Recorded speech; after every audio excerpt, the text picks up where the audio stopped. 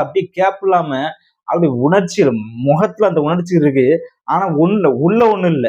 எழுதி குடுத்தா அப்படியே வாசிச்சுட்டு இருக்காப்புல. ஆனா சிறப்பா நல்லா நடிச்சாப்புல. வந்த உடனே ஒரு என்ட்ரி ஒரு சாங் ஒண்ணு போட்டாங்க.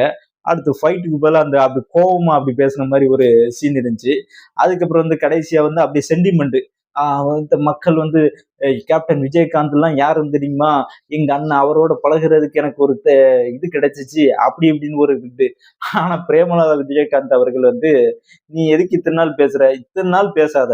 அவர் உடல்நிலை சரியில்லாம அவரு கட்சி ஆரம்பிச்சு, க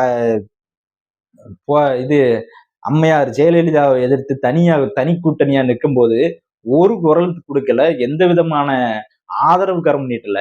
ஆனா இப்ப வந்துகிட்டு நீ எதுக்கு அவர அண்ணன் சொல்ற? இது வந்து பிழைப்புவாத அரசியல் அப்படிங்கிற சீமான் சொன்னத, அது ஏற்புடையது. அது உலகத்திலேயே எல்லாருக்கும் தெரிஞ்சத சீமான் இப்ப பொது வெளியில பேசிட்டாரு அப்படிங்கிற வார்த்தையை சொல்லியிருக்காங்க. சீமானுடைய வார்த்தைகளை ஆதரிச்சு சொல்லியிருக்காங்க.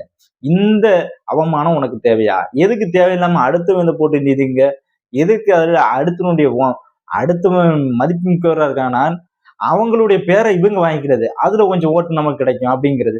இந்த எச்சத்தனத்தினாலேயே விஜய் வந்து தர்ம அடி வாங்கிட்டு இருக்காரு. பார்த்து படிக்கிற உனக்கு இந்த இதெல்லாம் தேவையா?